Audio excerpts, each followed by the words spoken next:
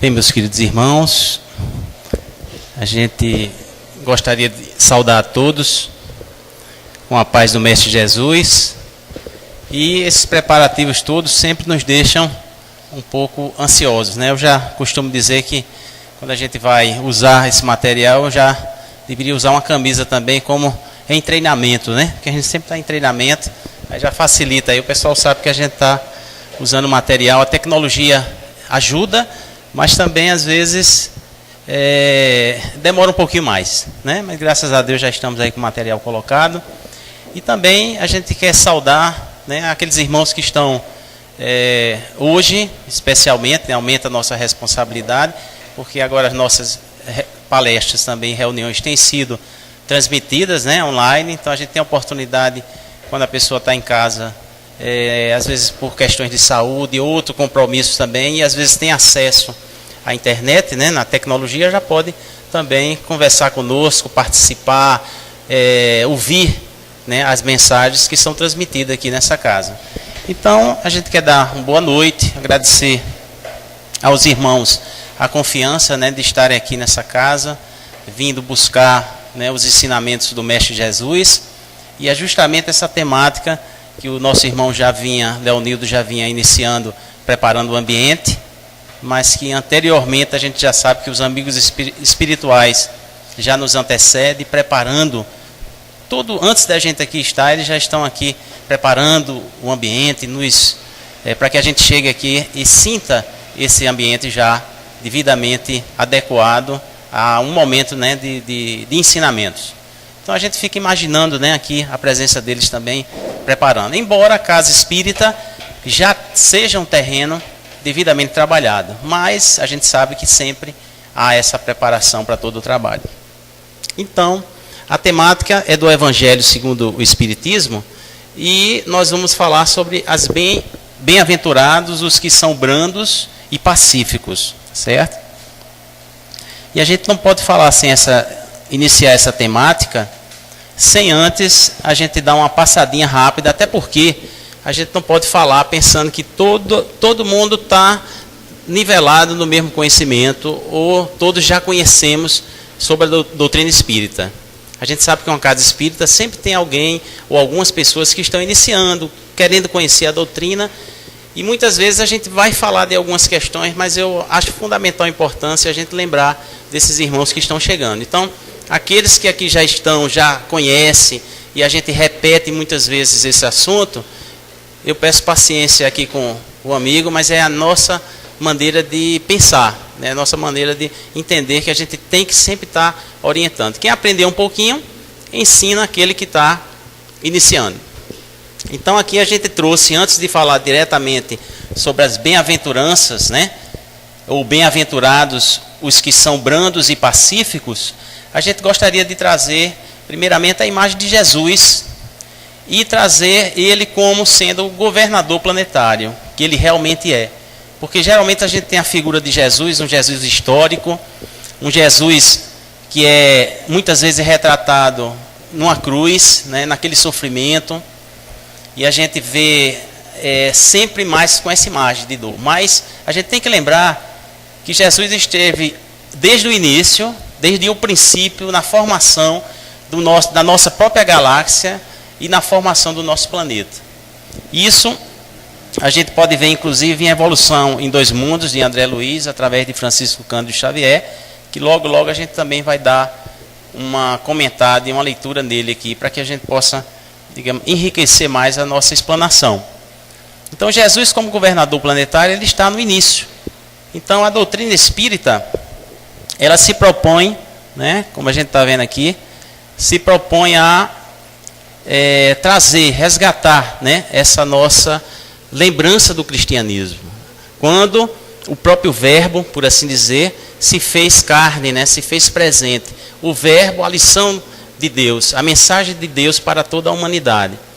E essa visão não é uma visão exclusivista da doutrina espírita. Ela apenas traz com uma roupagem, por assim dizer, vou voltar aqui um pouquinho, com a roupagem científica também.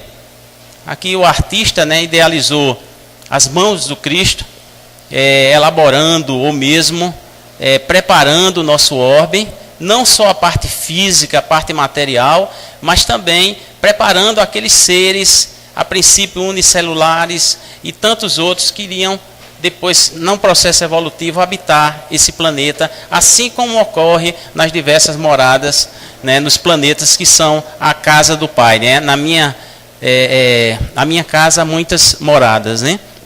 Então o planeta Terra seria apenas uma delas. E recebeu Jesus essa grande missão. Por isso Jesus ele poderia dizer, eu sou. Né? Eu não posso dizer eu sou em todo o tempo, porque eu estou. Eu estou como Vicente Eduardo, né, conhecido no movimento espírita pelos amigos, os amigos aqui, os nossos trabalhadores da casa, como Eduardo Maia.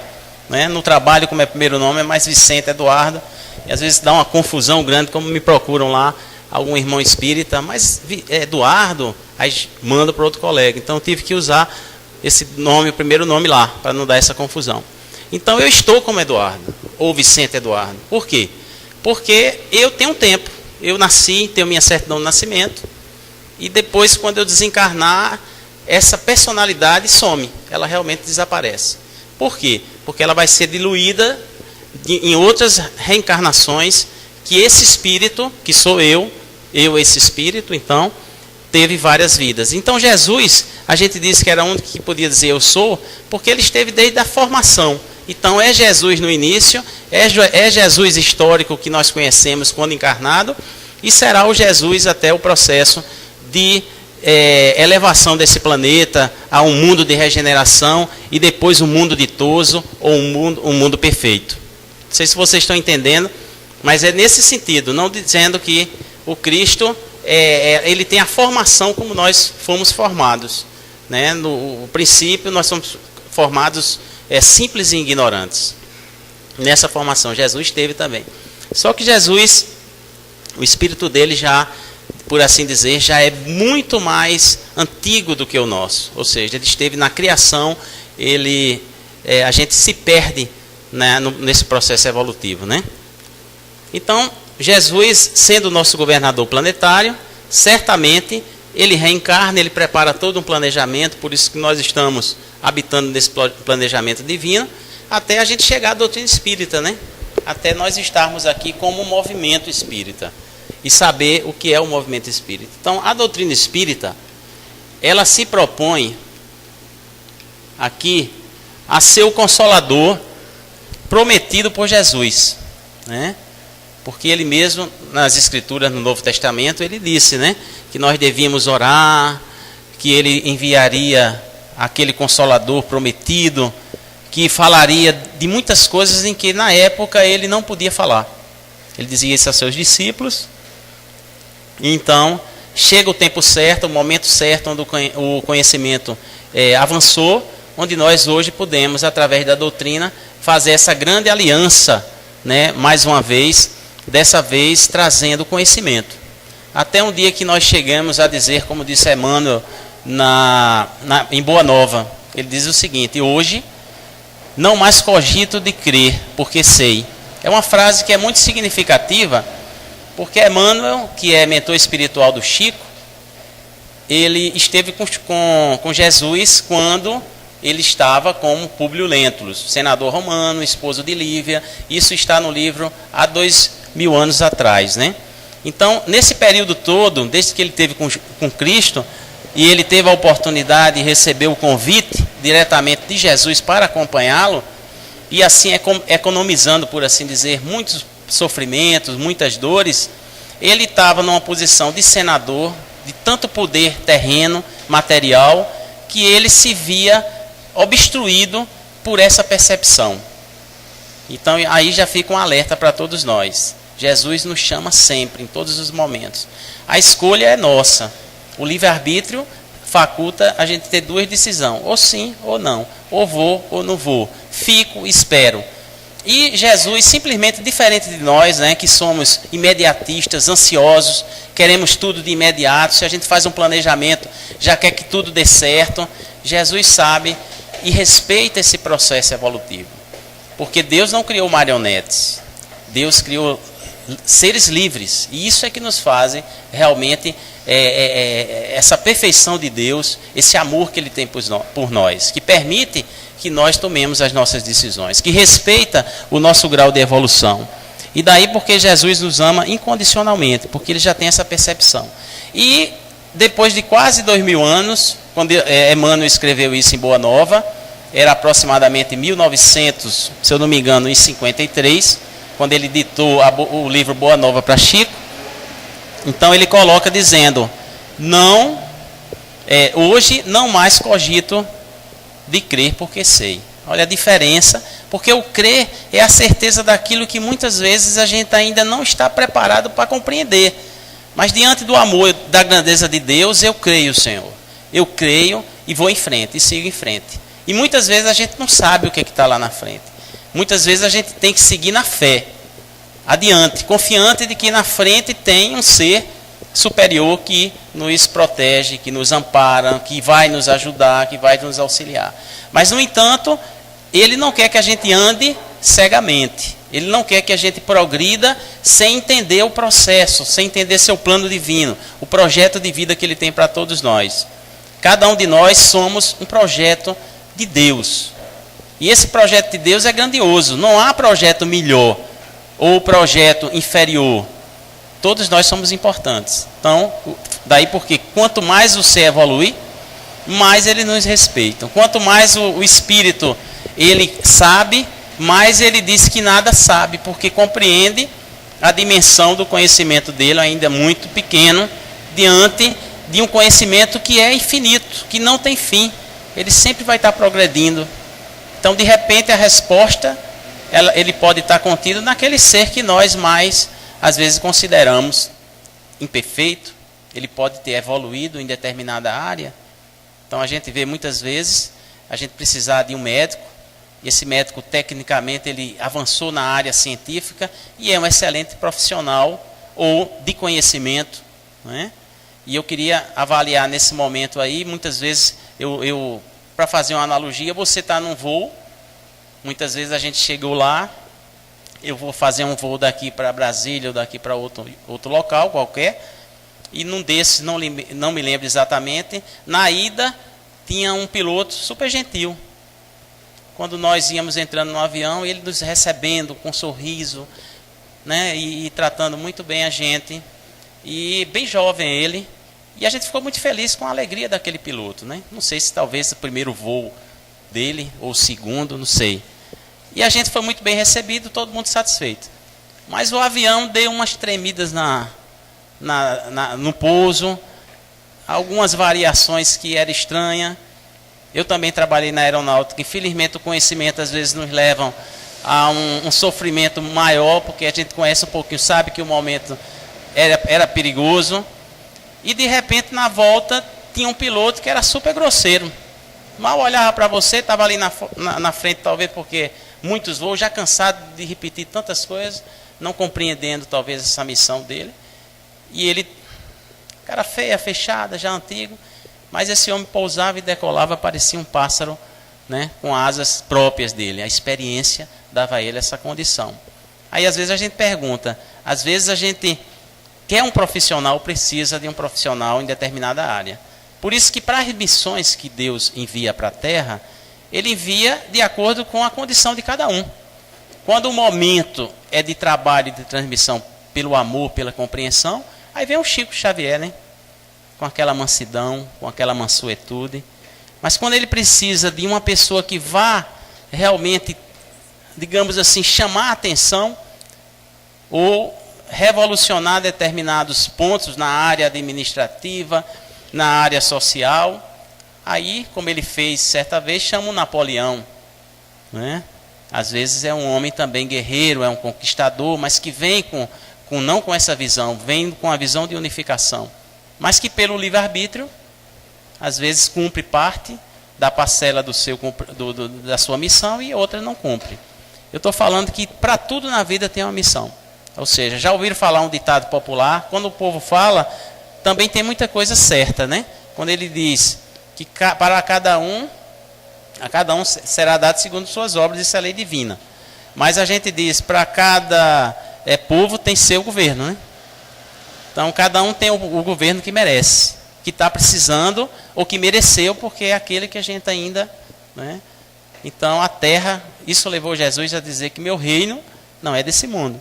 Então a gente quer mostrar a vocês uma ótica do plano divino. É uma dimensão de pensamento no campo espiritual, numa visão bem mais superior, a visão espiritual. É essa visão que a gente precisa ter, ou passar a conhecer. Nós temos uma visão, quando eu digo nós encarnados, muito material.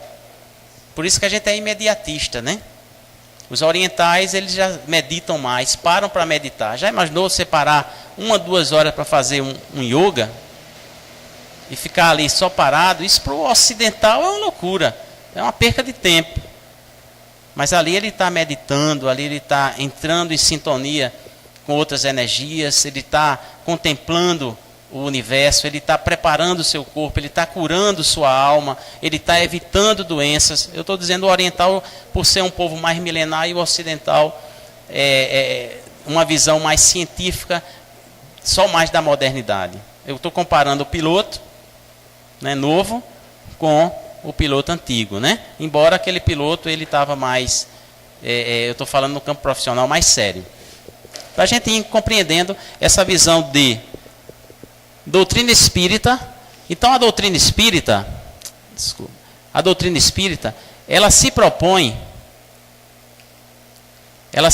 aqui a reviver o cristianismo. E a gente dizendo isso, vamos então ver aqui o que falou, né, o que escreveu André Luiz através do Chico, da psicografia do Chico. E ele colocou aqui dizendo o seguinte: revivência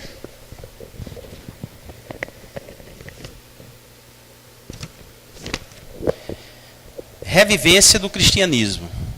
Porque isso já foi levantado em alguns estudos e às vezes, e é a obrigação nossa se questionar, né? Qual é a fonte? Geralmente a gente passa muito, alguém nos informa uma coisa e a gente já corre imediatamente para dizer. Às vezes é uma pessoa confiável, né? Mas a gente tem que procurar saber, e aí, isso aí, né? Da onde vem, da onde procede, né? Então, a psicografia do Chico, por mais que se pesquise, os pesquisadores sérios, a gente só tem encontrado acertos na obra do Chico. Lembrando que Chico passou 4 anos psicografando ao lado de Emmanuel, e ele psicografou muita coisa. E depois de aproximadamente 4 anos, quando ele disse: e aí, Emmanuel, vamos publicar? Aí ele disse assim: não, meu filho, agora pegue isso tudo aí e rasgue. E agora a gente vai começar nosso trabalho. Quer dizer, tudo que ele fez em 4 anos era só treinamento. Já imaginou? Quem é que se predispõe aqui a ficar 4 anos trabalhando duro, né? É o que deveria acontecer também nas universidades, né? A gente preparar realmente o aluno, né? Nas faculdades de medicina, e ele sair realmente um profissional já bem formado. Bem, mas vamos ver aqui, revivência do cristianismo. André Luiz diz o seguinte, em relação a isso que nós comentamos ali, doutrina espírita consolador prometido por Jesus, e também como cristianismo redivivo. André Luiz diz o seguinte: erige-se desde então o evangelho em código de harmonia, inspirando o devotamento ao bem de todos até o sacrifício voluntário, a fraternidade viva, o serviço infatigável aos semelhantes e o perdão sem limites. Inclina-se em todo o orbe imensas alterações. A crueldade metódica cede lugar à compaixão. Os troféus sanguinolentos da guerra desertam dos santuários. A escravidão de homens livres é sacudida nos fundamentos para que se anule de vez. Levanta-se a mulher da condição de alimária para a dignidade humana. A filosofia e a ciência admitem a caridade no governo dos povos. O ideal da solidariedade pura começa a fugir sob a fronte do mundo. Moisés instala o princípio da justiça. coordenando a vida e influenciando-a de fora para dentro. Jesus inaugurou na terra o princípio do amor, a exteriorizar-se do coração, de dentro para fora, traçando-lhe a rota para Deus. E eis que o cristianismo grandioso e simples ressurge agora no espiritismo, induzindo-nos à sublimação da vida íntima, para que nossa alma se liberte da sombra que a densifica, encaminhando-se renovada para as culminâncias da luz. Então, essa obra foi escrita, essa mensagem foi escrita por André Luiz, em Pedro Leopoldo, em 1958. Bem, meus irmãos, então a gente vê aqui que realmente a proposta há uma sequência. Ele fala aqui em Moisés, né, que recebeu o decálogo, né, os 10 mandamentos, que conduziu o povo, digamos assim, escolhido por Deus, porque era monogâmico, e tinha um trabalho também de trazer as revelações, as profecias, ou seja, aliar o conhecimento espiritual ao conhecimento material. Depois nós vemos aqui a missão do Cristo, né, que vem apacentar os nossos corações, que vem nos orientar e nos conduzir aos valores da alma, né? Como dizia o escritor Exupéry, né, que o essencial é invisível aos olhos. Daí, se você consegue ver a amizade não, você não vê concretamente, ela se manifesta nos sentimentos, através dos nossos atos, mas ela surge de dentro para fora. E o amor também. Jesus veio ser essa essência do amor. Né? Quando João Evangelista, né, que é o evangelho mais poético, né, mais espiritualizado, porque não dizendo que os outros não são, mas o evangelho de João tem uma proposta, por isso que ele é o quarto evangelho, né? Não é à toa, nada na natureza, e que a natureza é de Deus, é por acaso. Então, vem o evangelho de Mateus, Marcos, Lucas e João vem fazer esse arremate, por isso que ele foi o último apóstolo de Cristo a morrer praticamente aos 100 anos de idade, né? Alguns falam com mais de 100 anos, então ele disse que Deus, define Deus como sendo Deus é amor. Mas não é esse amor que a gente vê por aí, Deus é amor, que está agora, né, em rótulos, não. Deus é amor, é a essência divina, é o sentimento, evolução espiritual. O amor vem de dentro para fora. E até nós chegarmos aqui à doutrina espírita, onde então o homem evoluiu intelectualmente, e foi essa talvez a grande queda, porque evoluindo muito intelectualmente, o homem se sentiu muito poderoso. Veja o que aconteceu com Emmanuel, né? Quando ele começa a dominar, né, as próprias criaturas, o conhecimento, ele começa então a achar que já falta-lhe, tem muita intelectualidade, mas falta-lhe sabedoria. Então a gente precisa realmente saber conduzir a nossa sabedoria. Então a doutrina espírita veio justamente trazer isso aqui, tá certo? E eu dou um exemplo disso, de uma pessoa que mora na Europa, onde na Europa acontece um grande movimento contrário. Aconteceu na França, no período do Iluminismo, no período da Revolução Francesa, onde então surge a doutrina espírita, onde praticamente se faz até o sepultamento de Deus. E o homem na Europa erige Deus como sendo a razão. Faz simbolicamente um caixão, conta Divaldo Pereira Franco em suas palestras, né, tirando dos livros de história, e sepultam Deus. E a partir de então, escolhe uma deusa, né, qualquer da mitologia, uma apenas para simbolizar, onde seria a partir de então nossa razão que sobreporia. Por quê? Porque a religião havia se afastado verdadeiramente dos ensinamentos de Jesus. Aí a doutrina vem justamente fazer essa união, mostrar que a ciência é divina, que o conhecimento é divino, mas precisa que o homem saiba aplicar o conhecimento.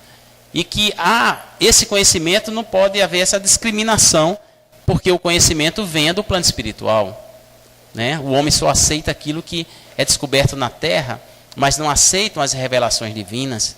Então, daí então começa aquelas profecias, né? Nossos filhos, nossas filhas profetizarão, e dá um grande movimento do plano espiritual, que a gente é conhecido inicialmente como as mesas girantes, e aí vocês vão conhecer na doutrina espírita a mediunidade, até chegar à psicografia, né? Os espíritos então começam a se comunicar, e de forma que é inconteste, que vai botando realmente abaixo. Espíritos de antigos cientistas, médicos, pesquisadores ou pessoas simples também vêm mostrar que o plano espiritual ela está presente conosco, né? E que no plano do terreno, muitos problemas de saúde, elas têm origem justamente nas questões espirituais. Daí porque hoje a psicologia, né, ela tem descoberto que a maioria das nossas doenças são psicossomáticas.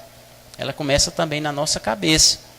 A gente, se disser estou doente ou estou enfermo, vai terminando se enfermando mesmo. Mas se você mesmo doente está no processo de desequilíbrio, busca o equilíbrio espiritual, aí você dá essa força para que seu organismo se auto-cure também. Porque recebe essa ligação do espírito da matéria de forma plena. E você não fica obstruindo as fontes de conhecimento e de energia que vem do plano espiritual. Então toda essa ciência que a gente está falando aqui apenas superficialmente, ela está contida nas obras espíritas, né? Existem propostas, inclusive, de universidades espíritas, de médicos, psiquiatras, como o Dr. Sérgio Felipe, que é um professor na USP, é um pesquisador da USP, que traz grandes informações. Então, a doutrina espírita ela não é só, hoje em dia, conduzida nas casas espíritas. Eu estou apontando aqui para Kardec, mas não é porque a doutrina espírita é Kardec, não. É porque Kardec ele foi o codificador, ele foi aquele responsável. Ele, na França, ele era um pedagogo, era um cientista na área da pedagogia. Então, ele foi escolhido, eu disse a cada um, é dado a missão de acordo com seus dotes. Ele já havia sido João Rust, já havia morrido em nome de Jesus, com a convicção de que Jesus estava com a verdade, era o caminho, verdade e vida. E foi queimado por isso em encarnações passadas, pela própria Inquisição. E depois ele reencarna com essa mesma convicção e realiza esse grande trabalho de trazer as obras espíritas para que a gente hoje tenha um conhecimento do plano espiritual. Bem, daí a gente vê o nosso capítulo, as bem-aventuranças, que todo conhecimento tem ligação com o Mestre Jesus, né? Jesus trouxe para nós, né, o que muitos afirmam, que se a Bíblia, todas as Escrituras fossem perdidas, e a gente pegasse lá o Sermão da Montanha, onde estão contidas as bem-aventuranças, nós já teríamos aqui reservado tudo. E agora a nossa grande missão é nos tornarmos, né, trabalharmos esse nosso interior para sermos brandos, como ele diz aqui, porque os brandos possuirão a terra. Isso está em Mateus 5, capítulo 5, versículo 5. Bem-aventurados os pacíficos, porque serão chamados filhos de Deus. E aí a doutrina espírita, no Evangelho, vai explicar. E ele fala aqui que ele transforma as bem-aventuranças, né? Aqui a mansuetude e também é uma caridade, passa a ser uma lei de Deus. Ou seja, a gente tem que trabalhar nosso interior, porque não basta apenas a gente ter conhecimento, mas a gente tem que ser brando também. Essa é uma obrigação nossa, é uma lei de amor e de caridade, porque a gente tem que respeitar nosso semelhante, a gente tem que tratar bem as criaturas, não só as criaturas, os seres humanos, mas a natureza. E aí a gente faz uma reflexão, será que nós estamos realmente trabalhando esse nosso interior, né? Porque a gente conhece muitos casos que a gente poderia aqui citar, que muitas vezes a gente está muito preocupado no dia a dia e sai por aí dando vazão, né, à nossa agressividade interior. E ali no capítulo das bem-aventuranças, ele fala que muitas vezes as pessoas dizem, aqui eu costumo dizer, aqui eu falo, aqui eu determino e todos obedecem. Aí ele nos lembra, mas deveria também dizer que, mas aqui também todos me odeiam, né? Porque as pessoas obedecem por medo. Ele fala isso direcionando aos ditadores domésticos, muitas vezes, né? Principalmente naquela época em que a mulher era subjugada, não podia falar, não podia dizer. Então, ele direciona muito a essa agressividade que o homem tem. Não dizendo que a mulher também não não o tenha. Hoje está tudo, né, igualado, mas a gente está dizendo tanto para um quanto para outro. Mas essa geralmente ocorre aos grandes ditadores domésticos, e ele fala aqui também, para que a gente tenha essa brandura. Geralmente, diz assim, um igual lá fora a gente não iria enfrentar. Mas dentro de casa, aqueles que precisam, geralmente a gente não consegue fazer lá fora, e então a gente faz um grande alerta. Por isso que às vezes a gente dentro de casa é tão difícil, né? E a nossa maior missão é no lar mesmo, é trabalhar essa fera, né, que ainda somos nós, esse lado animal ainda, esse lado animalizado de querer dominar os outros, através da força, através do grito, e não no poder da mansidão, né? No poder de ser brando e pacífico, assim como foi Jesus. Jesus era sereno, ele caminhava e pregava com as suas ações. Então ele fala até aqui, ele raca, né? Que é uma palavra que naquela época o judeu pronunciava, que ele falava até cuspindo de lado e virando a cabeça, né? E ele disse assim, que até essas palavras rudes, ele quer dizer para nós, que tem muita energia, também a gente vai responder por elas, né? Então Jesus faz da brandura uma moderação, da mansuetude, da afabilidade, da paciência, uma lei. Tá certo? Ele condena a violência, a cólera, até toda a expressão descortês que alguém possa usar para com seus semelhantes. Então, gente, isso está lá no Evangelho e a gente tem que trabalhar, né? Trabalhar isso de forma bem, digamos assim, bem refletida, né? Vamos refletir bem nisso aí. Aí aqui a gente trouxe para vocês, né, uma passagem do Cristo. Deixa o nosso irmão para lá, ele vai... Depois a gente distraindo um pouco aí o pessoal aí, para ficar mais atento. Agora ninguém dorme, com certeza, né? Porque aí vai ficar todo mundo de olho nela para ela não vir para cima de mim. E parece que barata gosta de quando a gente está cochilando, porque ela é inteligente, né? Aí deixa eu até contar uma história. Eu estava lendo um livro, falando na barata, né? Que a sensação que a gente tem quando vê uma barata é logo pegar uma sandália ou alguma coisa para matar a barata. Como fez Clóvis aqui agora, né? É a primeira coisa que faz, né? Não sei as mulheres. A mulher sobe numa cadeira ou grita, né? Com respeito aí, mas geralmente as que eu conheço sai gritando. Da minha casa é tudo mole com barata quando vê uma barata.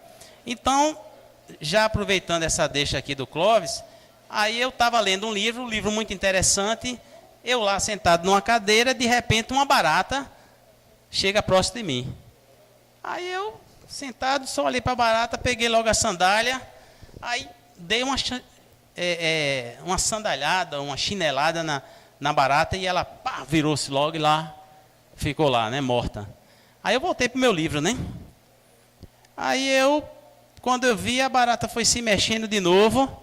Aí eu disse, meu Deus, não é possível que essa barata me enganou. Eu sou mais burro do que uma barata.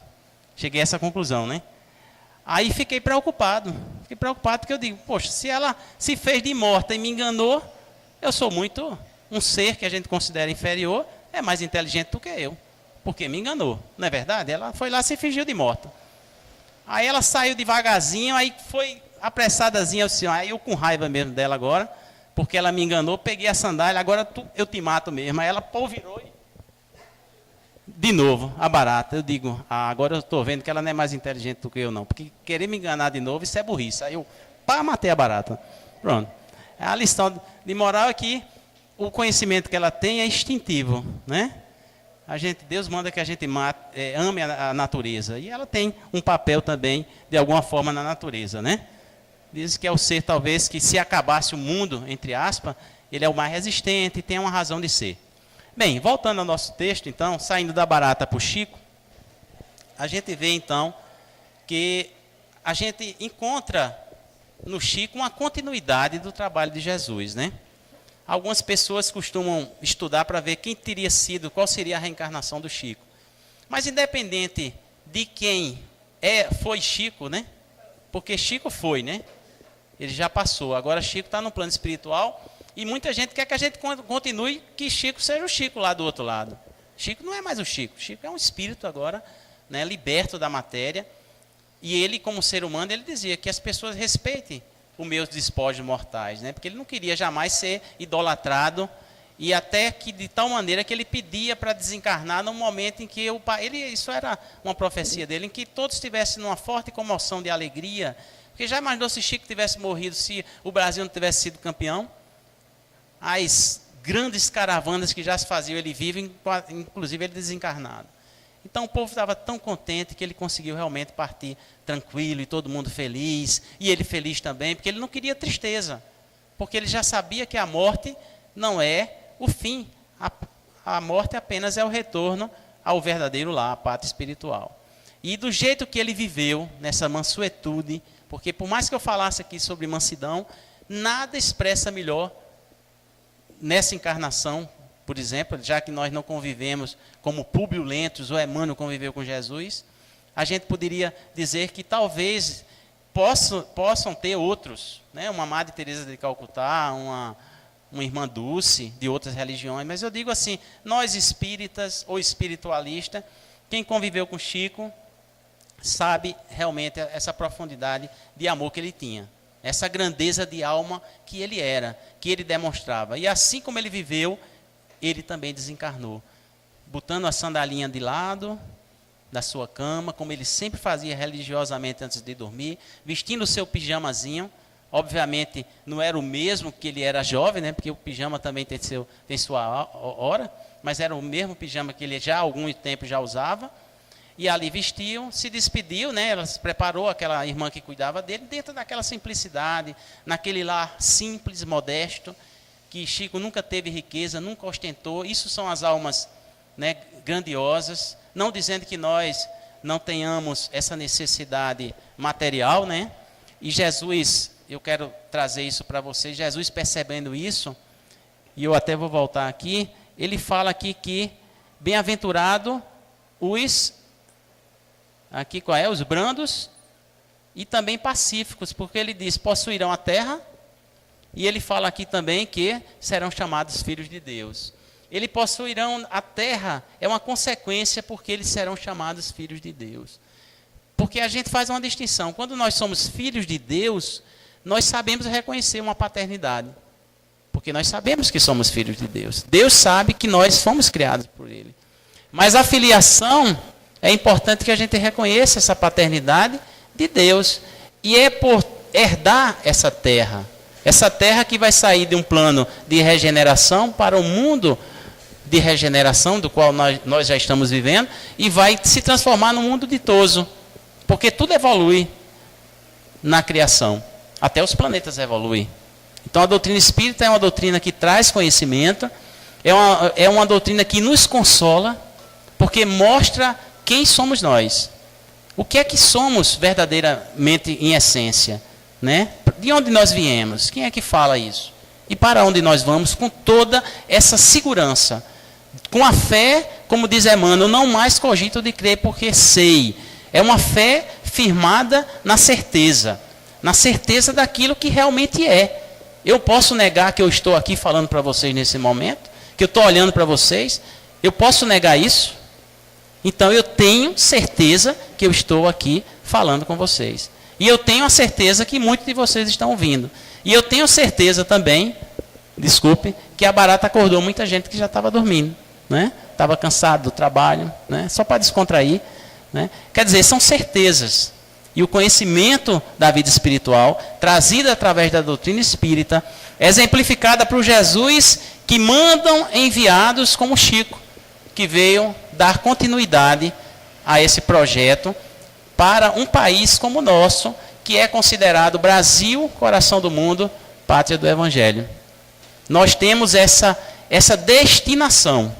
O Brasil tem essa destinação de ser um país que vai e já tem feito acolher criaturas. Isso está até profetizado pelo Chico. Isso aí tem obras que estão profetizadas, Brasil, coração do mundo, pátria do Evangelho. Profetizar quer dizer, trazer informações que o plano do projeto divino, porque eles têm informações, têm condição de ver melhor do que nós aqui na Terra. E a gente está vendo aí o Brasil acolhendo já pessoas que vêm do Haiti, com uma diferenciação, né? Tentando, mesmo com um trabalho difícil, mas acolhendo em alguns países, em alguns estados lá do norte, e os haitianos estão vindo porque lá está difícil a vida, e alguns brasileiros aqui, mesmo diante da nossa dificuldade, estão indo lá para empregar essas pessoas, pegar alguns e trazer, e está havendo, estão sendo alimentados, estão sendo ajudados, porque é um país onde a caridade foi pregada. Minas Gerais é um celeiro também de conhecimento, onde a caridade ela é essencial, porque caridade é a manifestação do amor.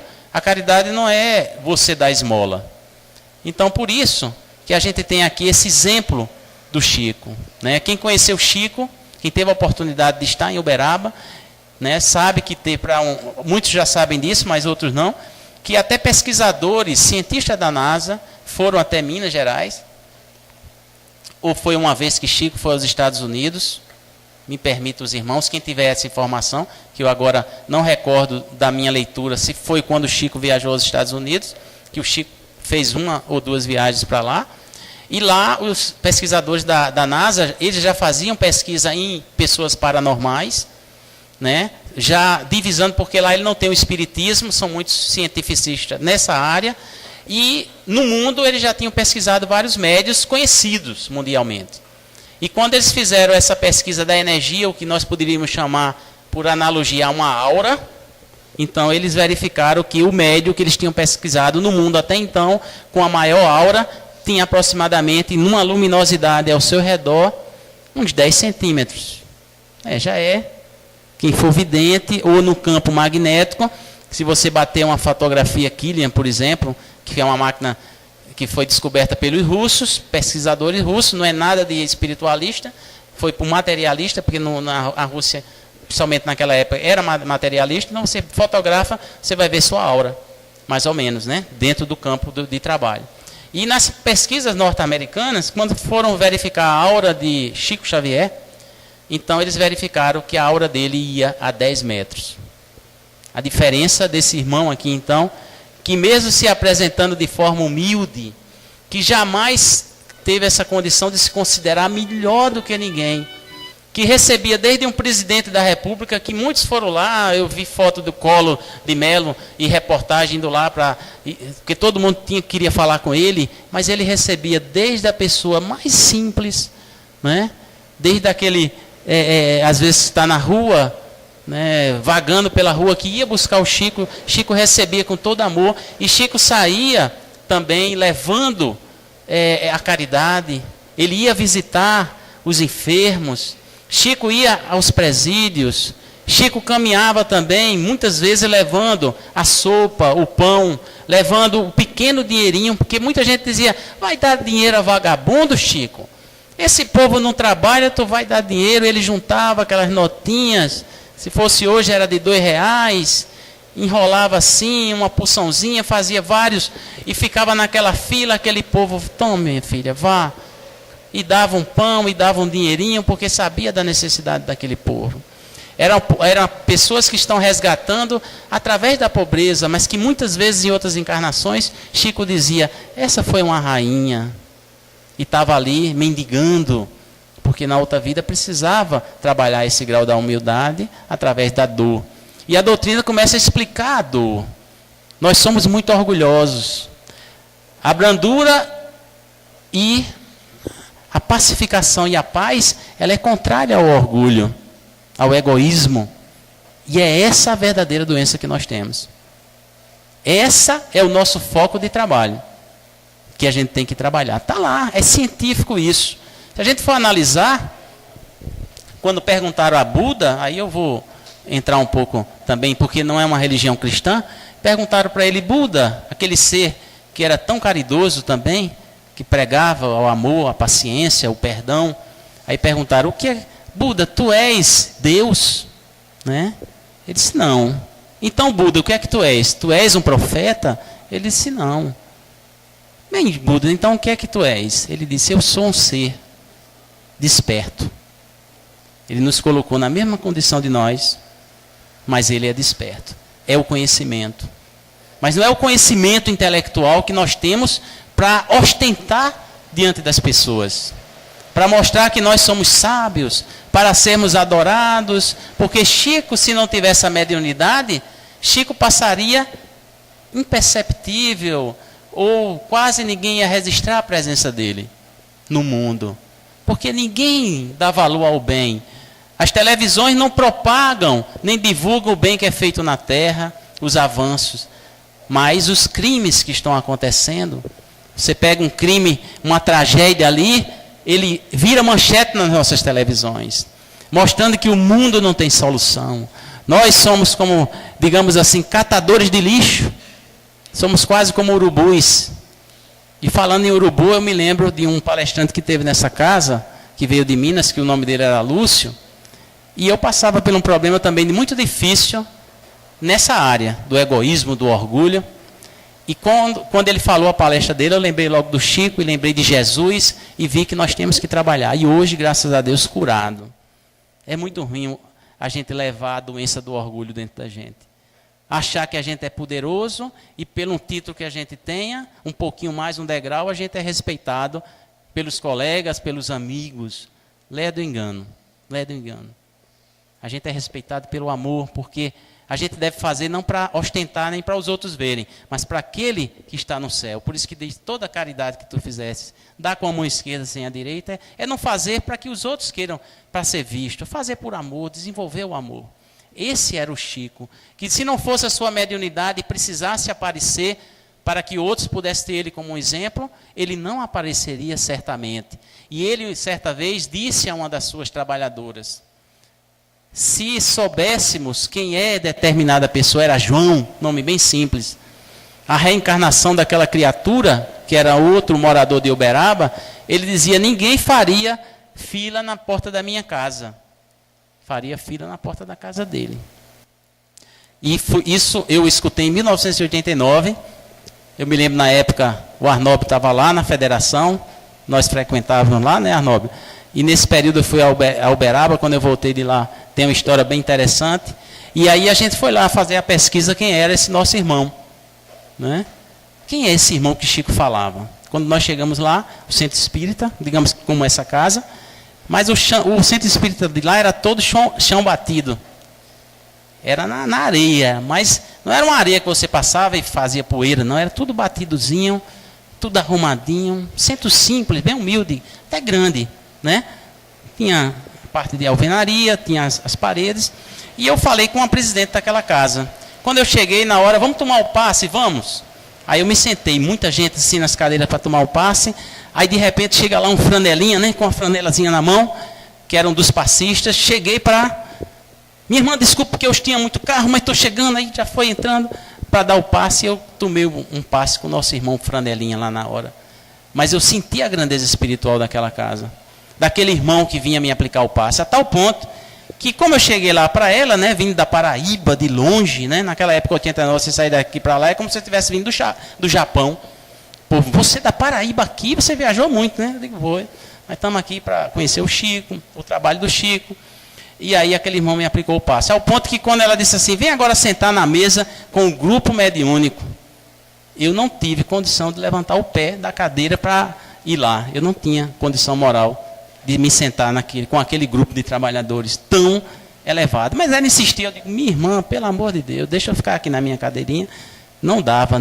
Era muita emoção, era muita vibração, e a gente realmente tinha que se reconhecer que nós estávamos naquele processo. O nosso irmão já tinha quase 100 anos, esse irmão que Chico falava, e então foram buscá-lo para fazer a reunião. Ele já em cadeira de roda, não andava mais. E depois ela foi me mostrar o quarto dele. Eu vou ficar só por aqui por causa do nosso horário, que já está terminando.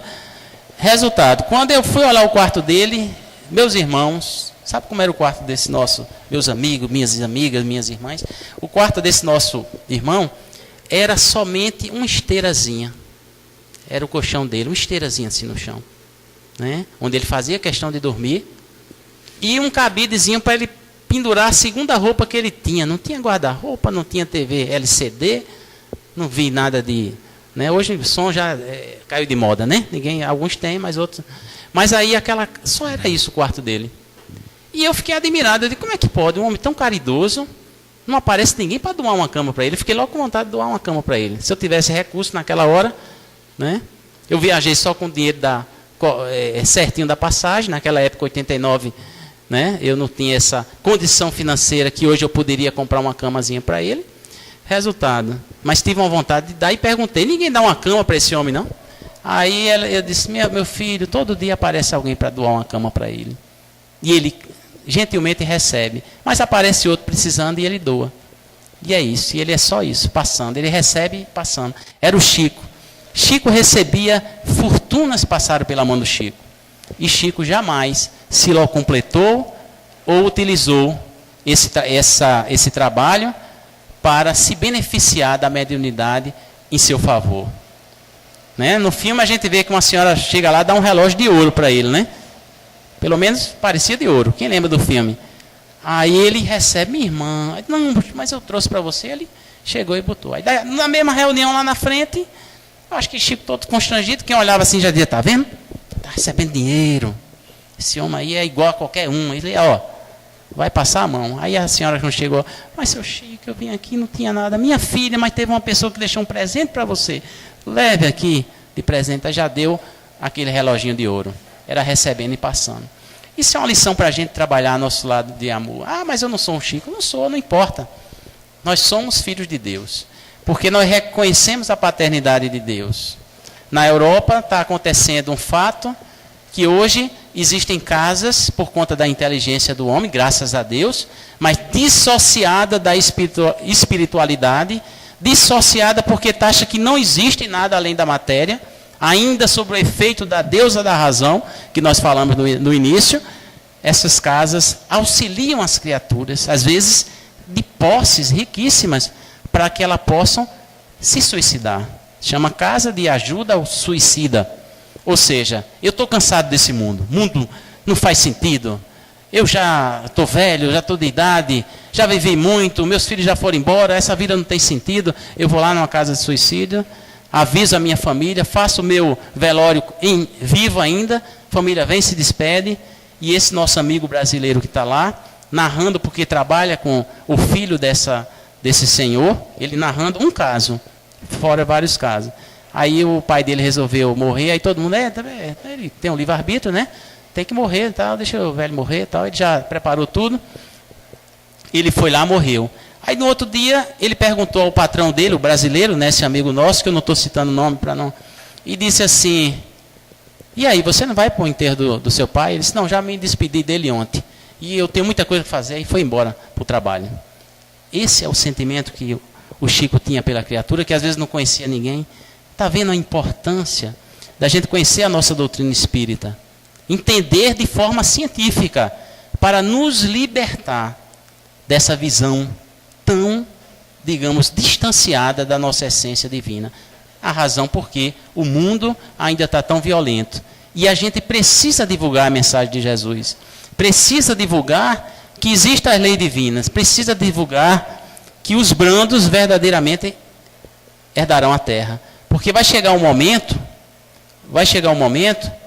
em que isso aqui será a tônica do mundo.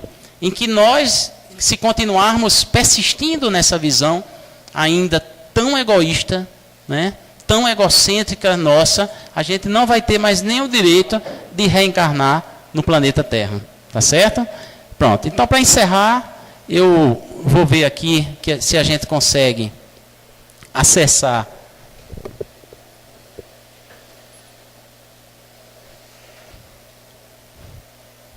E eu queria que vocês, de certa forma, vamos meditar todos nós nessas palavras do nosso irmão Chico, que tem tanta coisa para a gente contar dele, né? Mas que vocês pesquisem.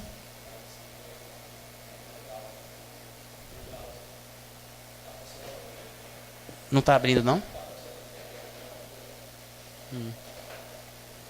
Nosso irmão está dizendo que a gente talvez não consiga, mas... Sim. Tá bom.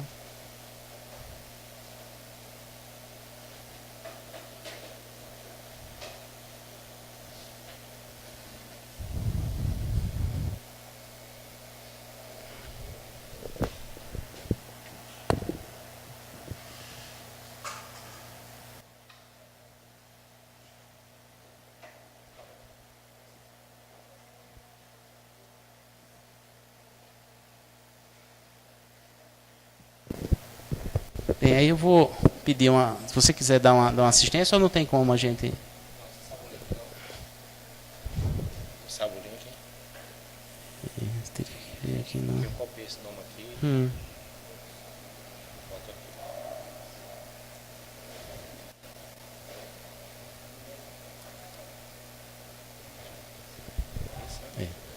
aqui. Exatamente. Bom, vamos tentar aqui então. Ele está já conectado, né? Não.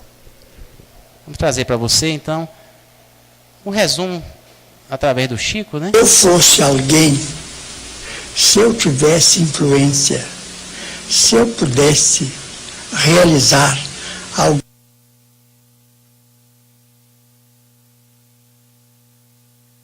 alguma coisa em benefício da...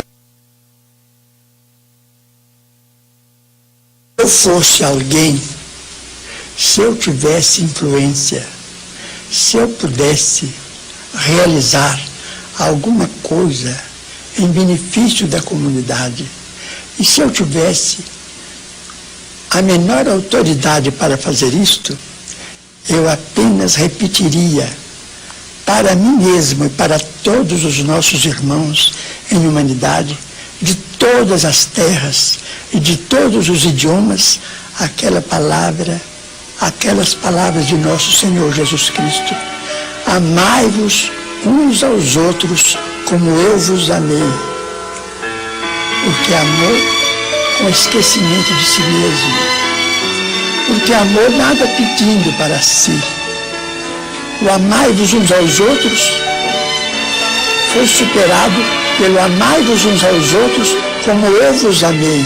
Amar alguém ou alguma causa sem pedir nada, sem esperar o pagamento nem mesmo da compreensão da inteligência do próximo, então trabalhar por uma humanidade mais feliz, por um mundo melhor, pela extinção das guerras e pelo incentivo do progresso em bases morais convenientes para que nós todos estejamos no melhor lugar possível, que possamos ocupar no campo da vida humana, servindo ao Pai, ao Criador, a nosso Senhor Jesus Cristo e a todos os princípios cristãos, ou mesmo aos princípios mais nobres de outras religiões, para que, com o respeito mútuo, possamos vencer todas as barreiras e amar como o amor deve ser consagrado entre nós. Isto é, amor sem recompensa, porque todo amor que é possessivo, infelizmente, ainda é um amor muito parente, de grande parentesco com o amor dos animais. Sim, a gente agradece a todos, agradece a Jesus, ao nosso irmão Chico e a paciência de vocês.